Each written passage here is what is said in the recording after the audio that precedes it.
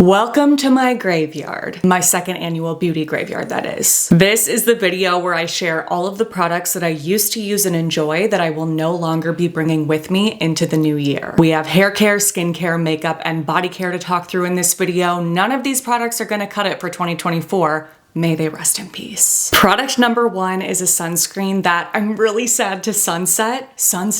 That was so dramatic for no reason. I'm sad to not be repurchasing because it's something that I really love in terms of texture, feel, application, but it gives me one major issue. But I'm getting ahead of myself. The sunscreen is called the Kose Suncut Perfect UV Protect Gel, Super Waterproof SPF 50. I'm saying that so weird because that's like not a sentence. That's not a title of a product. Moving on. You guys know that I absolutely love a good Asian sunscreen, and this is definitely one of those sunscreens. It's absolutely beautiful by itself, but the big issue that I have with it is that it actually causes my makeup to break up and go patchy, specifically around my forehead and like my hairline, weirdly enough. For whatever reason, this bottom half of my face was exempt from that issue, but every time that I wore this sunscreen, all of the makeup on my forehead started going patchy within a few hours. And that simply won't do. So if you don't need a sunscreen to act as a long-lasting makeup primer, I still would recommend this because it's beautiful and I think you'll love it if you have oily skin or you want something that dries down to feel weightless. But if you are similar to me and you don't love purchasing things that don't work both with and without makeup, then I would skip it and go for something else. Thankfully, I do have a handful of other Asian sunscreens that I not only also love in terms of texture, but that don't cause my makeup to break up throughout the day. So my holy grail Skinic Enjoy Super Mild Sun Essence never gives me this issue. I also can rely on the Tokobo Bio Watery Sun Cream, the Skin 1004 sunscreen. I'll make sure to list those in the description box below. And if you guys are interested in a video where I talk about the best sunscreens to wear under makeup, let me know. I can definitely do some testing and get that video up for you. Oh my gosh, I am so upset about this next product. If you have been around since the start of my channel, then you will know how obsessed I was with the Versed The Fix Emergency Eye Mask. Even though it's called a mask, there's no reason that you can't leave it on your skin all day, so I was actually using this as my morning eye cream for a really long time. And the reason why I loved it is because it had a really nice, lightweight, hydrating feel that worked perfectly under makeup and didn't kind of like mess up with application,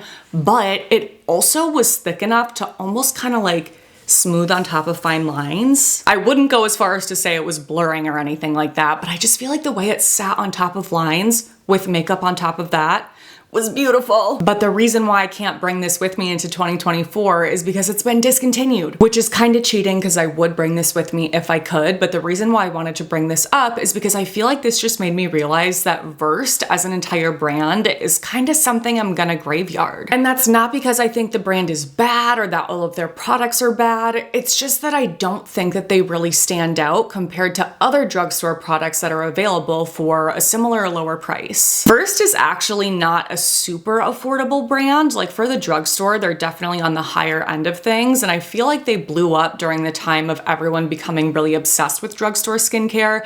They have very beautiful aesthetic packaging and several of their products are very nice. But nice just doesn't cut it for me in skincare anymore. I need something to be absolutely amazing, something I'm obsessed with applying, something I love to have on my skin, and something that has incredible ingredients. So some of the products from them that I used to have in my collection but that I won't repurchase anymore include the Vacation Eyes Brightening Eye Gel, the Dew Point Moisturizing Gel Cream, the Skin Soak Rich Moisture Cream. Their sunscreen was a flop from the get-go. I never liked that one. I don't know, I'm curious if you guys feel the same way as me. I just feel like this is a brand that had so much potential but just has really slowed its roll and is not super impressive anymore. I've even seen a lot of their products just be removed from Target altogether, which tells me that it's just not selling well. So not something I won't consider resurrecting from the graveyard, but for now, I'm gonna put it to rest. This next product is something that I actually fell in love with in 2023, so don't get mad at me, but hear me out. Oh, who do we have here? Hello, it's Quincy. This is Elsie's little cousin, my sister's dog. Hey, bud. Go play with Elsie. Elsie, where's baby? Come here. Oh! I know everyone wants to say hi to you. Okay, will you go play with Quince? Okay, go play you two. All right, the product is the Neutrogena Lip Sleeping Mask. I still really love the way that this product feels. It's nothing like that. Like, I changed my mind. The reason why I'm not going to repurchase it is because of the taste. If you have never tried this product, but you have tried the Laneige Lip Sleeping Mask, I would say that it's definitely thinner in consistency. So it's something that just has a bit more slide and a little less cush, if you will. And the shine is absolutely amazing. So I was loving throwing this on throughout the day, but I realized over time that I wasn't reaching for it anymore. And I realized it's because it was making not my food taste weird. That's not what I want to say, but I feel like it was kind of slipping into my mouth when I would eat, and then I would taste that while I was eating. And I feel like I didn't quite realize that until I was watching a video from State of Kate here on YouTube. She posted a video where she compared a bunch of different lip balms. It's such a good video. I'll list it below. Would definitely recommend checking it out. And she was talking about this lip mask and said that she's really sensitive to scents and tastes, and to her, this tasted like plastic. And I was like, you know what? Now that you mention it, it does definitely have a tiny bit of like a plasticky taste. Not something for me that's offensive enough to where I wouldn't want to wear it at all, but if I am going to be eating and it's slipping into my mouth, then I'd rather pass. So if they came out with this in a vanilla or cake or salted caramel or some sort of sweet sugary scent flavor like that, I would repurchase and be obsessed. But for now, graveyard. Rapid Lash. Rapidly entered my routine and rapidly exited this year. I posted an updated skincare routine this year, and in that video I told you guys that I was reintroducing Rapid Lash because I used to use it years ago and had really amazing results, and I just wanted to see something like that again with my lashes. I wanted them to be longer and fuller. And thank goodness a few of you left comments like, hey, you maybe don't want to use that. And so I decided to look into it further because I knew that I had heard things about Rapid Lash on social media, like loosely, but I was always under the impression that it was just one of those things that caused adverse effects for maybe like a very small amount of people. And the adverse effects that I thought it caused were not actually all that adverse, if you will. Like, I thought it was just one of those things that would maybe cause some people to have eyes that feel dry, maybe cause a couple other things, but nothing too serious.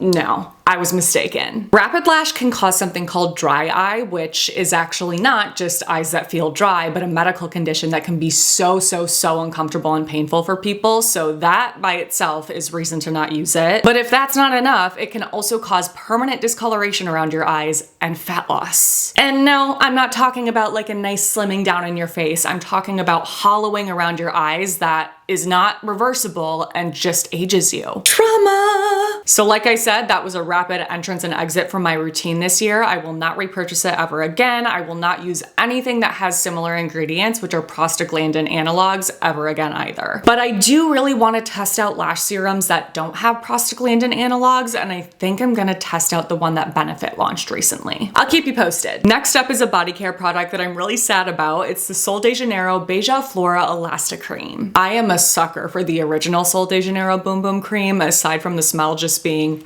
divine. It also feels incredible. It's one of those body butters that just feels luxurious. It's so moisturizing. It just, it hits the spot every time. But that is not the case with this other one from them. Beija Flor Elasti Cream.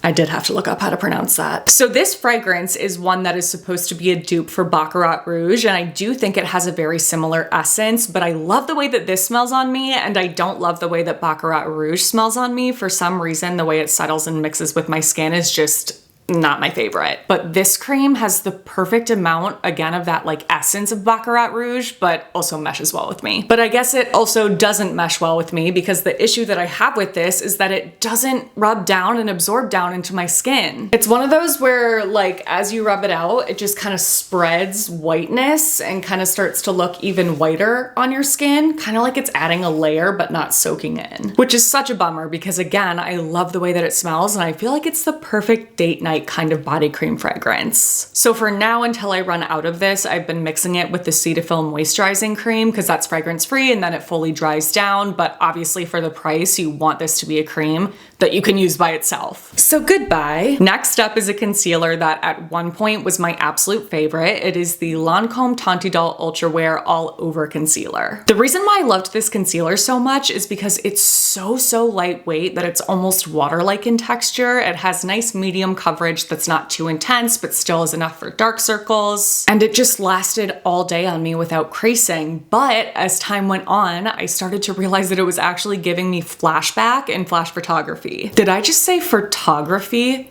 Ew. I don't think I've literally ever said that in my entire life. Photography, okay? And it's not like I'm really ever having flash photos taken of me, but I was starting to notice that I was getting that kind of flashbacky look in footage when I had bright lights on me. And I cannot remember for the life of me what this recommendation actually was, but I do remember seeing a comment from one of you that said that you can use a specific powder over it and that helps to get rid of the issue. But I would rather just have a concealer that I know I can use with any powder that I own and not one that I have to use with one specific powder in order to be able to use it. So my current favorite concealer that I'd recommend is the House Labs concealer, and I did include that in a recent concealer showdown that I posted where I compared a bunch of the new concealer launches. So if you'd like to see that in action, if you're curious to see how it compares to other new launches, I will list that video below. Next up is a product that, oh my gosh, had the world in a chokehold. The way the world in a chokehold. Why'd I say that? The way everybody was obsessed with the Fenty Beauty Gloss Bomb a few years ago, and myself included. I probably had like 5 or 6 different shades of this in my collection. But there have been so many lip product launches over the past couple years, and I have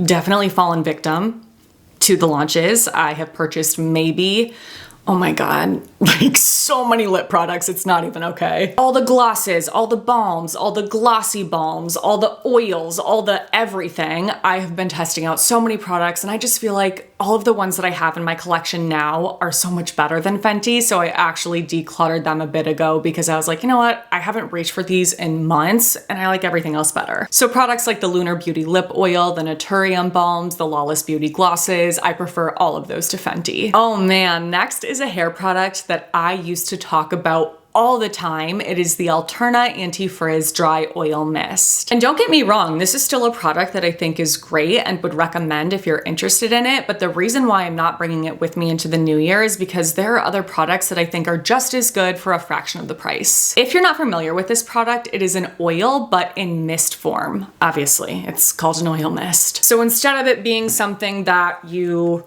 pull out of a dropper like this or pump out of a bottle like this, you actually spray it and it's a very lightweight fine mist. And when I first tried this, I had never tried anything else quite like it, and I found that it was actually perfect for my hair when I was in between washes because despite having a lot of hair, my hair is actually very fine in texture. So that means if I use an oil that's too thick on top of a lot of product that's already built up in my hair from previous washes, my hair can look really heavy and weighed down. So a mist is perfect. That's definitely my top recommendation if you want to oil your hair, but your hair is very fine and thin. But instead, I would just go for something like the OGX Coconut Oil Mist or their Moroccan Oil Argan Oil Mist. I think both of those are just as good and much more affordable. Next is, I think, one of the first drugstore hair products I ever recommended on my channel. It is the Kristin Detangling Tonic. I remember seeing a lot of comments from those of you that tried this on my recommendation, and you guys really enjoyed it too. But since I recommended this, I have tried so many other drugstore products. And while we still don't have a ton of options at the drugstore in this hair category, for the ones I've tried and really love, I love them more than this one from Kristin S. If you're in the market for a drugstore leave-in conditioning spray that is really amazing, I'd recommend things like the Tresemme Keratin Smooth Spray, the Ion Keratin Replenishing Mist, and the L'Oreal Everpure 21-in-1 spray. All of those are better. Just saying. Last, but certainly not least, is not one specific product, but a category of products that I have had enough with. And that is extra gentle drugstore shampoos. Well, not just drugstore, really any shampoo at any price point that's extra gentle. I would rather not, but I specifically say drugstore because I feel like when I first started talking about drugstore hair care, people were very quick to attack. Like, we're talking 3 years ago when everybody on planet Earth was convinced that drugstore hair care products were watered down, full of waxes, toxic, and gonna make your hair fall out. And thank goodness we have come a long way since then, even though we still have a long way to go, and there still are people that think all of those things are true. But I started to notice that people were much more receptive and open to recommendations from specific types of brands and specific types of products. So when I was testing out drugstore products during that period of time, I was very particular about the types of products I was testing out. For example, I know that nobody at that time would have been okay with me recommending a product from Pantene. I mean, I say nobody, I'm sure some people would have been fine with it, but I would have gotten so attacked in the comments, that I know for sure. And I'm sure at that time, I probably also thought that Pantene wasn't that great either. I was just less extreme with my opinions on things like that. So I wasn't reaching for products from Pantene to test out. I was reaching for products from brands like Heritage by Mindy, Function of Beauty, Rhyme and Reason, Shea Moisture. Those were the brands that I was seeing a lot on TikTok that people were really open to hearing about. And while I'm definitely not saying that these brands have bad products by any means, I am saying that the shampoos that I used to use and recommend from those brands just don't clean my hair enough. Like, I think back to that period of time and I'm like, girl, your hair is filthy. What are you talking about? All right, filthy is dramatic, but it just definitely wasn't as clean as it should have been for shampooing my hair that same day. Like, the difference between my hair after I shampoo it now and 3 years ago, night and day. And that's because I'm not afraid of using shampoos that don't just have gentle cleansing agents, but instead have cleansing agents that are going to effectively cleanse my hair and scalp. So, with all of that being said, we have made it to the end of my 2023 beauty graveyard. I hope that you guys enjoyed this video, and I'd love to hear your thoughts in the comments below. Let me know if you've tried out any of these products, if you had a similar experience to me, if you loved them at one point and no longer do, or if there's a product that you're not gonna be using anymore that I didn't mention that you think we need to avoid. Give us a heads up in the comments, will ya? Other than that, you guys know the drill. Please don't forget to give this video a thumbs up, subscribe, click on that notification bell, and send my channel to a friend. Thank you so much for doing those things. Your support means the world. Thank you for watching my videos. I love the freaking heck out of you guys. Make sure to stay tuned for my next one because that will be up in a few days. But until then, I hope you have a great few days.